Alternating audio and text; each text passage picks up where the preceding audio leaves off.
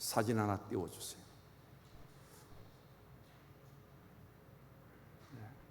주보에 보시면은 김창영, 김홍만 공저로 하여금 알곡과 가라지라는 책입니다.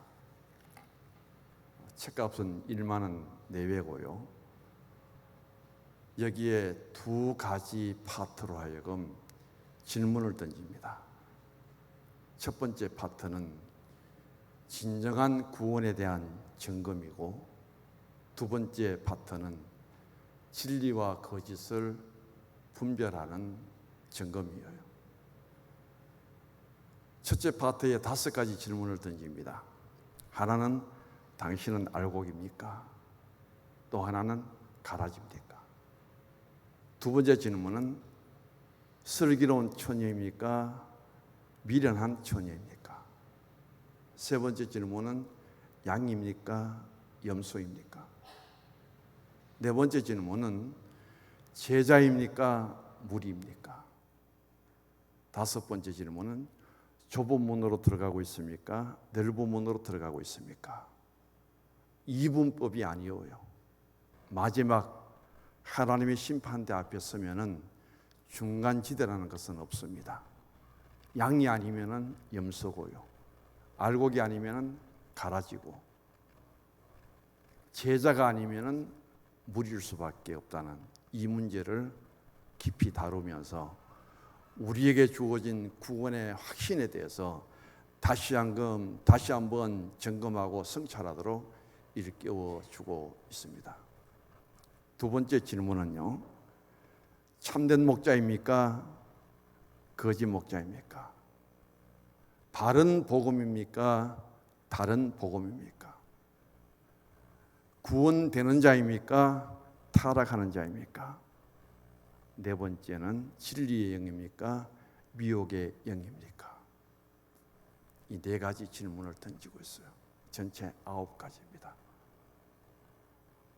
우리가 설교를 늘 많이 듣지만은 저 책을 한 권 사셔서 하나하나 문제를 다루며 내 신학을 한번 점검해 볼 수 있는 기회로 삼았으면 합니다. 마태복음 13장은 비유의 장이라고 합니다. 예수님이 바닷가에 나가셔서 7가지 비유를 던져주십니다. 그 중에 오늘 밭의 가라지 비유는 하나인데, 여기에 대한 비유의 말씀을 먼저 예수님은 24절부터 30절까지 이 말씀을 하시고, 겨자씨와 누룩의 비유를 하신 다음에 내려오셔서 36절에 보면은 이 알곡과 가라지 비유에 대해서 예수님이 직접 해설을 하십니다. 36절을 읽어보십시다. 이에 예수께서 무리를 떠나사 집에 들어가시니 제자들이 나와 이르되 밭의 가라지 비유를 우리에게 설명하여 주소서. 바닷가에서 7가지 비유를 하시던 중에 예수님은 이제 그 비유를 마치시고 바닷가에서 집으로 돌아오셨습니다.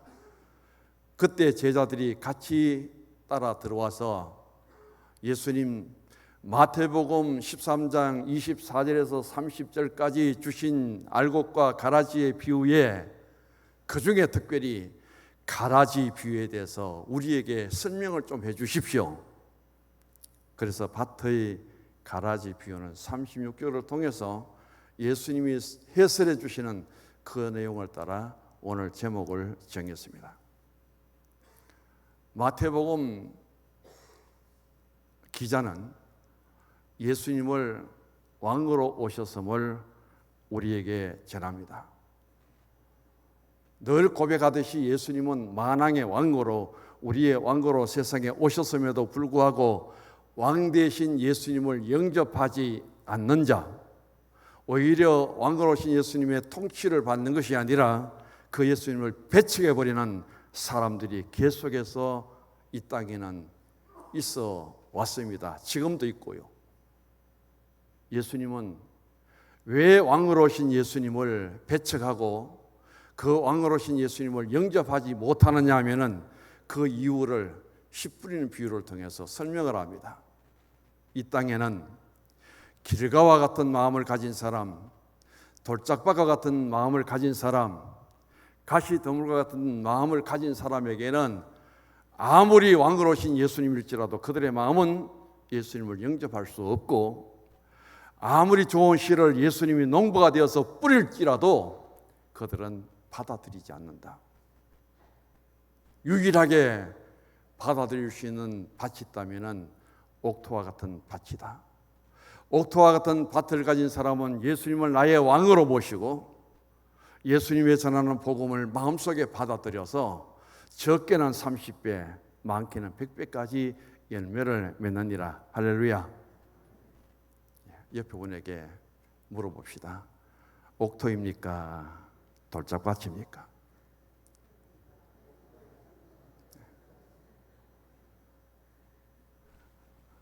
악수하기는 힘들죠. 우리 축복합시다. 옥토밭이 되십시다. 여기서 우리는 세 가지 질문을 던져봅니다. 첫 번째, 만왕으로 오신 예수님이 예수님의 통치, 예수님의 지배 속에 있는데도 불구하고 왜 세상의 많은 사람들에게는 그런 돌짝밭과 길가와 가시더물 같은 밭이 그대로 있도록 두십니까? 예수님의 능력이라면, 예수님의 권능이라면 다 옥토같이 만들 수 있는데 왜 그냥 지금까지 버려두십니까? 질문입니다. 두 번째, 저들이 예수님을 영접하지 않을지라도 예수님을 배척하고 예수님에 대해서 거부하고 그런 사람들은 왜 예수님이 징계하고 심판하지 않고 그냥 두십니까? 두 번째 질문이에요. 세 번째 질문, 그렇다면 예수님은 심판 주신데 언제까지 저들을 그대로 세상에 두시렵니까? 이 세 가지 질문에 대한 답변이 바로 밭의 가라지 비유예요. 알곡과 가라지 비유를 통해서 예수님은 이 설명을 잘해주고 있는데 오늘 한번 말씀을 통해서 우리가 되돌아보고 점검해 볼 수 있기를 원합니다. 어떤 사람이 자기 밭에 나가서 좋은 씨를 뿌렸습니다. 처음에는 곡식만 뿌렸어요. 그런데 밤중에 원수가 몰려와서 밭에 가라지를 더 뿌리고 갔습니다. 우리나라는 억울한 일을 당하고 분이 나면 어떻게 했어요? 가서 때로는 칼과 도구를 가지고 살인도 저지르고, 또 실제 상황이라는 그런 프로 같은 것을 보면은 막 화가 나니까 그 집에 가서 불도 질러버리고 그 상대방의 차에 가서 불도 질러버리고 이런 일을 하던데, 유대인들은 억울한 일을 당할 때 어떤 보복을 하느냐 하면은 내게 손해를 입히고 내게 억울한 일을 당하도록 한 그 사람의 밭에 밤에 몰래 가서 여기에 나오는 가라지를 뿌려버린답니다. 이 가라지는 일명 독보리라고 하는데, 이 독보리에는 독이 있어갖고 먹으면은 굉장히 몸이 아픈데 배탈이 나고 위로는 구토를 하고 아래는 설사를 하고 그러다가 죽게 되는 것이 여기에 나오는 가라지, 원어적으로는 독보리예요. 그래서 이 독보리를 가서 밤에 뿌려버리면은 이 삭이 나서 독보리가 필 때까지 어느 것이 곡식이고 어느 것이 독보리인지 구분이 안 된다는 겁니다. 그래서 팔레스타인이 노마의 지배를 받았는데 노마 법에 보면은 어떤 억울한 일을 당하고 손해를 당했다 할지라도 상대방의 밭에 가서 이 독보리 가라지를 뿌리는 일을 하면은 안 된다고 노마 법에도 조항을 만들어서 금지하고 있음을 보여줍니다. 오늘 본문에는 주인이 곡식을 심는데 종들이 일을 했는데도 불구하고 처음에는 이 종들이 그 사실을 몰랐습니다.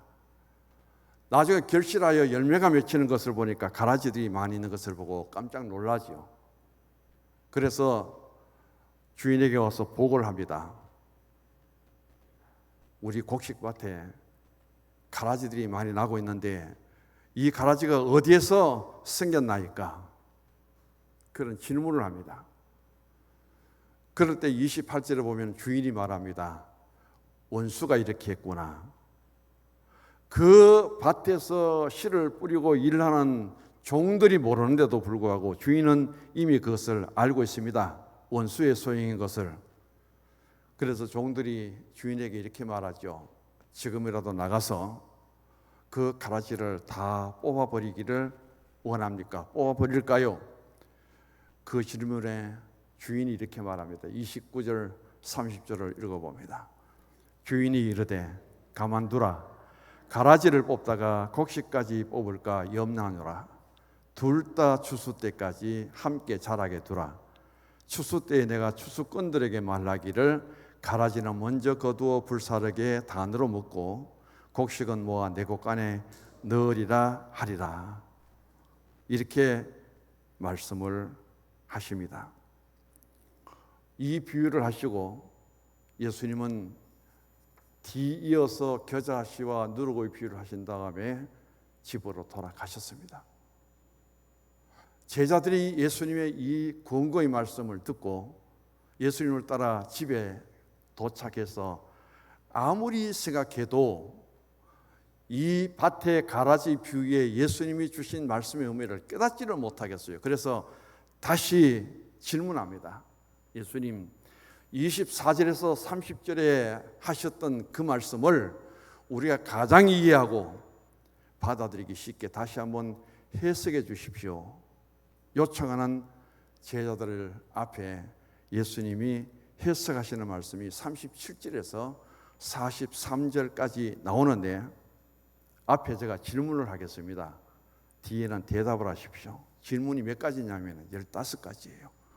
자, 37절부터 좋은 씨를 뿌리는 사람은 누굽니까?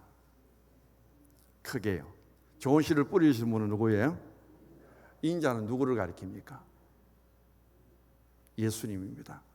밭은 무엇을 가리킵니까? 세상. 좋은 씨는 천국의 아들들. 가라지는 크게 보십시오. 가라지를 뿌리는 원수는 추수 때는 세상 끝이지요. 추수꾼은 가라지들의 결과는 40절에 뭐라고 했어요? 불에 태워지지요. 천사들을 보내시는 분은 천사를 보내는 분은 인자지요. 좋은 씨를 뿌리는 분도 인자 예수님, 천사를 보내는 분도 예수님이에요. 천사들이 이 땅에서 거두어낼 가라지들은 뭐예요? 41절 읽어보십시다. 인자가 그 천사를 보내리니 그들이 그 나라에서 모든 넘어지게 하는 것과 또 불법을 행하는 자들을 거두어내요. 바로 이런 천사들이 가라지들을 다 거두어 갈라내죠. 가라지들이 던져질 곳은 풀무불이죠. 그곳에서 가라지들이 보일 반응은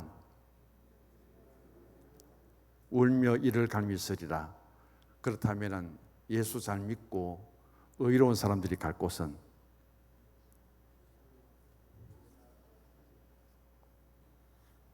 어디예요? 아버지 나라 43절이죠. 의인들이 받을 영광은 해와 같이 빛나리라. 그곳은 빛과 사랑이 언제나 넘치옵니다. 찬송을 불렀잖아요.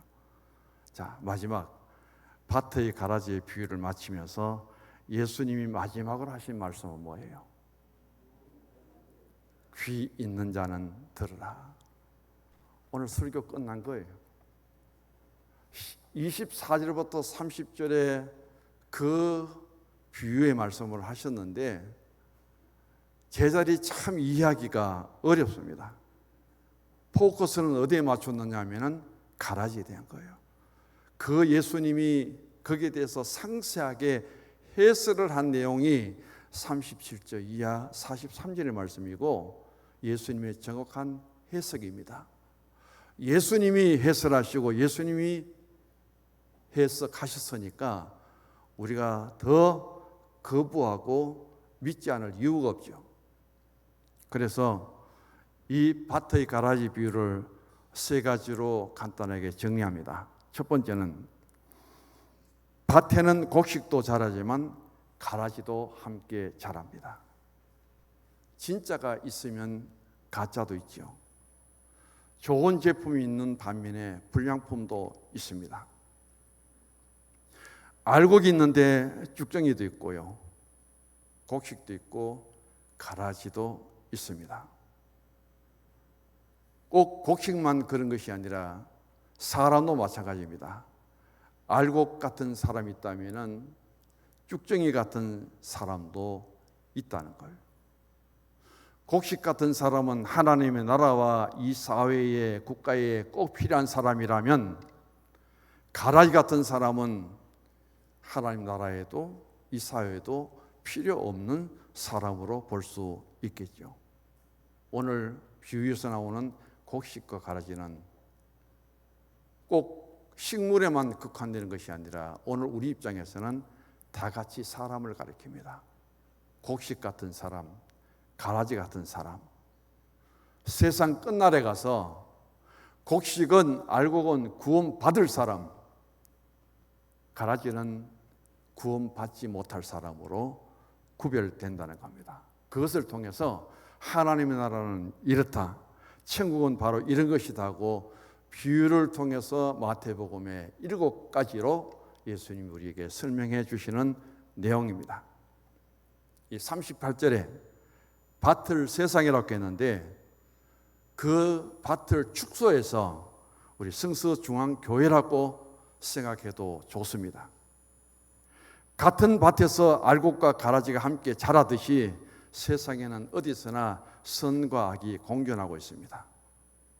부탁드리옵기는 우리 성서중앙교회 성도님들은 다 알고 계시기 바랍니다. 한 사람도 가라지가 없기를 바랍니다.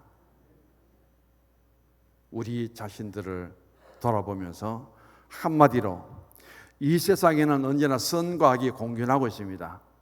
천국의 아들, 딸들도 이 세상에 살아가고 있고요. 이 세상에는 악한 자의 아들, 딸들도 살아갑니다.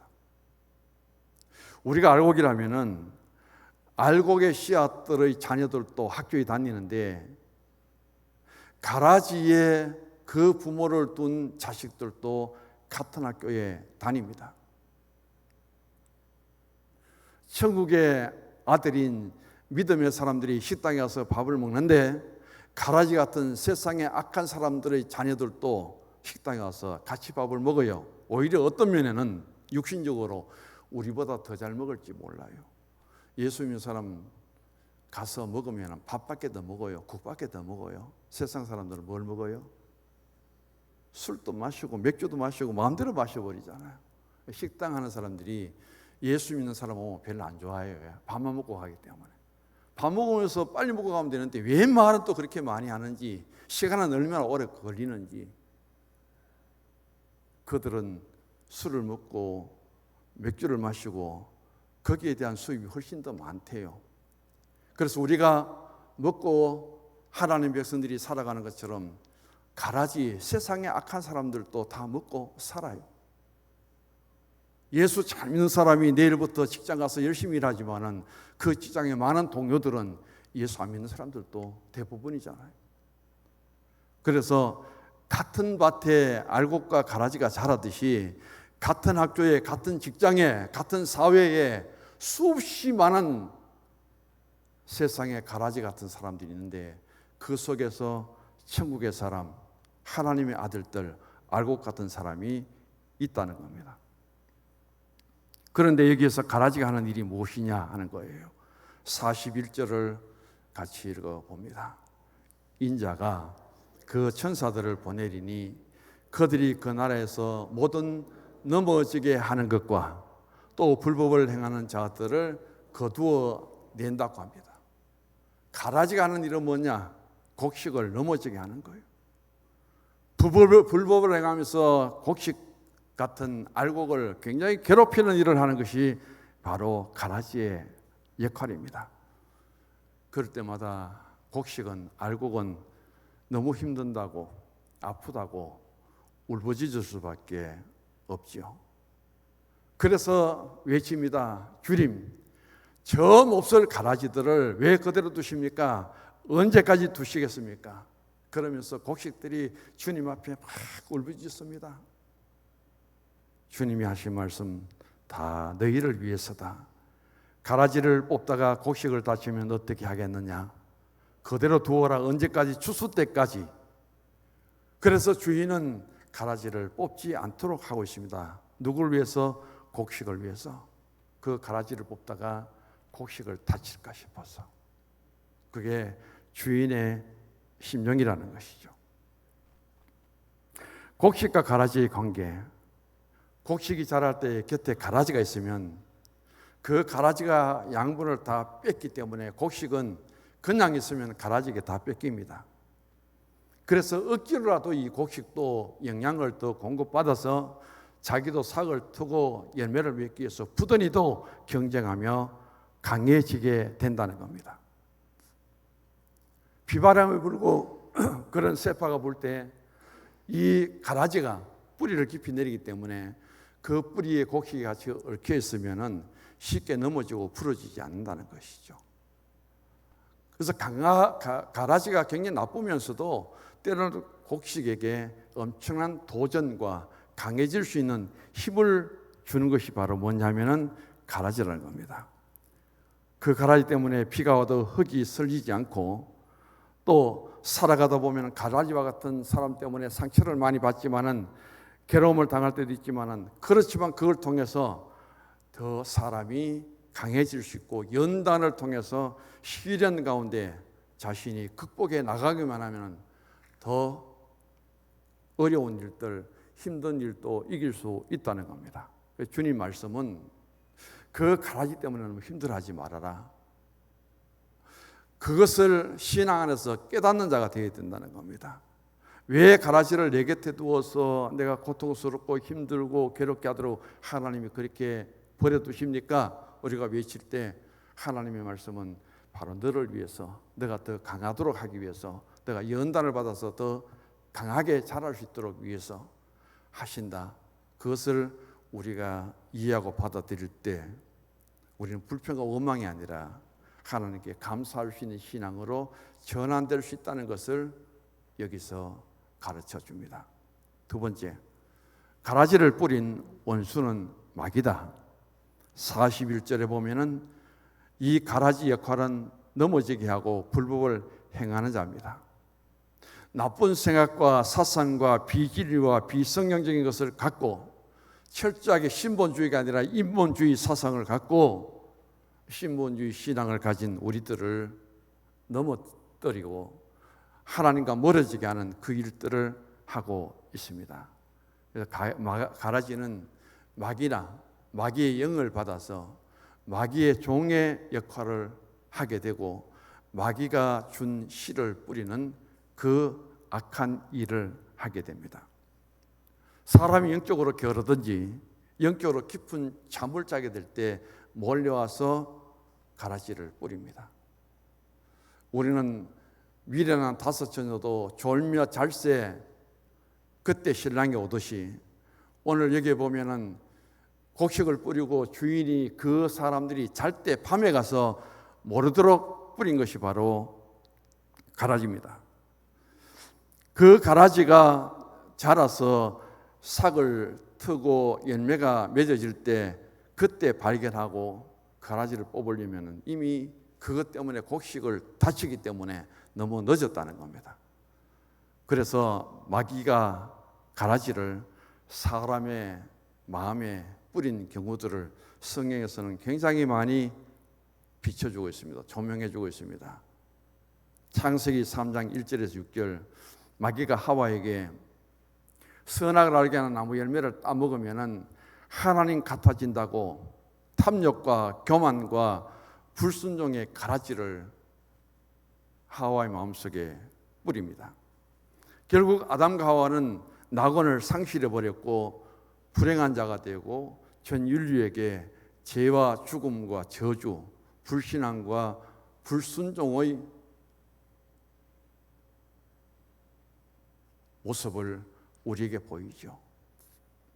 창세기 4장 5절에서 9절까지 보면은 마귀가 가인의 마음속에 분노와 시기와 질투의 씨를 뿌립니다. 형제면서 동생인 아벨을 하나님께 제사를 잘 드린 그 후에 돌로 쳐 죽이는 최초의 살인자가 되고 말지요. 사무엘상 18장 10절 이하에 보면은 마귀가 사울 왕에게 다윗을 시기하고 질투하고 저 다윗이 너의 왕위를 차지할 사람이라고 하면서 그런 가라지를 뿌릴 때 이스라엘의 최고 중신입니다. 그리고 사울에게 사위예요. 그런 다윗을 죽이려고 단창을 던져버립니다. 마태복음 16장 21절 이하는 대단히 중요한 말씀이죠. 마귀가 베드로의 마음속에 예수님의 십자가의 죽으심을 만류하도록, 예수님의 십자가 죽음을 통해서 대속의 짐을 지는 그 길을 가지 말도록 만류합니다. 조금 전에는 주는 그리스도시고 살아계신 하나님의 아들이라고 위대한 고백을 했던 베드로의 마음속에 잠시 가라지가 들어갑니다. 마귀가 들어갑니다. 예수님 절대 십자가를 지고 죽으면 안 됩니다. 예수님 베드로를 향해서 사탄아 내 뒤로 물러가라. 너는 나를 넘어지게 하는 자로다. 예수님의 수제가 되어서 하나님의 일을 생각하지 않고 너는 어떻게 사람의 일을 생각하느냐며 엄한 책망을 받는 모습을 우리에게 보여줍니다. 3년 동안 가장 똑똑한 제자가 되어서 살림을 다 맡아 살던 가룟유다에게 마귀가 들어갑니다. 은 30의 예수를 팔도록 씨를 뿌립니다. 가룟유다가 하는 일을 보십시오. 전부 마귀의 짓이에요. 결국은 제자로서 얼마나 그가 좋지 못한 결과를 남기고 은 30의 예수님을 팔고 배반자가 되고 우리는 복음이 전해지는 곳마다 가장 실패한 인생의 삶을 가룟유다를 통해서 볼 수 있습니다. 사도행전 5장 1절 이하에 보면은 아나니아 삽비라가 나와요. 초대교회 예루살렘에 바나와 같은 은혜 받은 사람이 하나님의 교회에 헌신하는 모습을 보고 이 부부도 은혜를 받았습니다. 은혜 받고 그대로 실천하려고 하는데 이 마귀가 가라지를 뿌려봅니다. 자기들의 재산을 팔고 그 중에 일부분을 감추는 그 결과로 하여금 아나니아도 삽비라도 그 베드로 사도 앞에 죽음을 당합니다. 성령의 감동을 받고 은혜 받았는데도 불구하고 그 틈을 가라지가 틈탈 때, 가라지가 들어올 때 우리 육신이 얼마만큼 영적인 세계를 이길 수 있는 힘이 없다는 사실을 여기서 또 보여주고 있습니다. 이런 가라지가 내 마음속에 내 밭에 심어졌다면 기도하고 예수 이름으로 빨리 제거할 수 있기를 원합니다. 잘하면 늦어요. 꽃이 피고 열매를 맺으면 그때는 엄청난 상처를 받게 될 수밖에 없고 우리 곡식도 다치게 되어 있습니다. 다른 사람의 다른 마음의 밭에 그런 가라지가 심어졌다면 관찰을 해서 속히 발견하고 뽑아낼 수 있도록 중보기도를 하고요. 우리는 그 가라지 때문에 다른 좋은 곡식이 상처를 입고 어려움을 당하지 않도록 도와줄 수 있는 그런 신앙의 이유를 가져야 합니다. 마지막입니다. 곡식과 가라지는 추수 때가 있습니다. 심판 때입니다. 곡식과 가라지가 결정적으로 분리되는 순간입니다. 가라지는 모아서 풀무불에 던짐을 받습니다.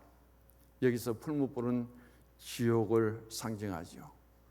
풀무불의 온도는 최하가 1000도랍니다. 100도만 되어도 얼마나 뜨겁게 물이 끓습니까? 1000도가 되면 얼마나 뜨거우냐는 거예요. 그런데 음부의 세계 지옥에는 그 불이 영영토록 꺼지지 않는다는 거예요. 죽지도 않습니다. 그 뜨거운 음부에 불의 심판, 고통이 영원토록 있다는 사실이 얼마나 힘듭니까? 계시록 21장 8절에 보면 지옥은 불과 유황으로 타는 못이라고 했습니다.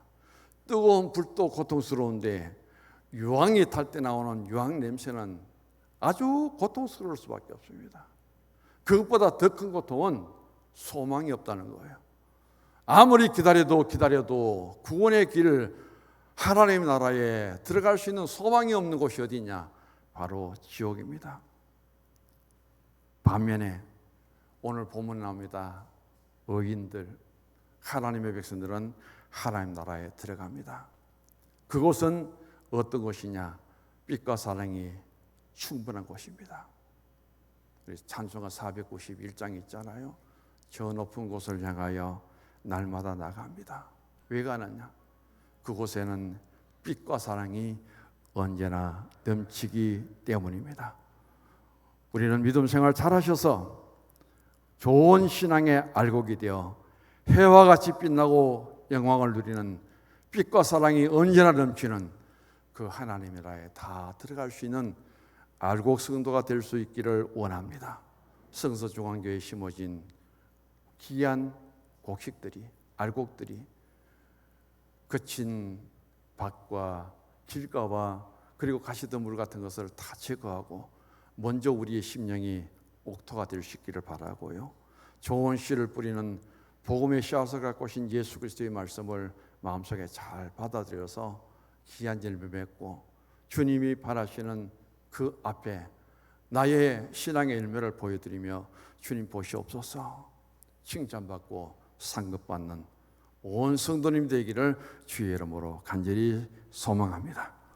하나님 아버지 감사합니다. 밭의 가라지 비유를 통해서 다시 한번 우리 신앙을 점검할 수 있는 시간 되기를 원합니다. 알곡입니까? 가라지입니까? 슬기로운 처녀입니까? 미련한 처녀입니까? 양입니까? 염소입니까? 제자입니까? 무리입니까? 좁은 문으로 들어가고 있습니까? 넓은 문으로 들어가고 있습니까? 하나님 앞에 구원받은 진정한 신앙을 다시 한번 점검하고 주님 오실 때까지 이 믿음을 경주하여 좋은 신앙의 발자취 남길 수 있는 저희들 되게 하여 주시옵소서. 예수님 이름으로 기도드립니다. 아멘. 일어나셔서 587장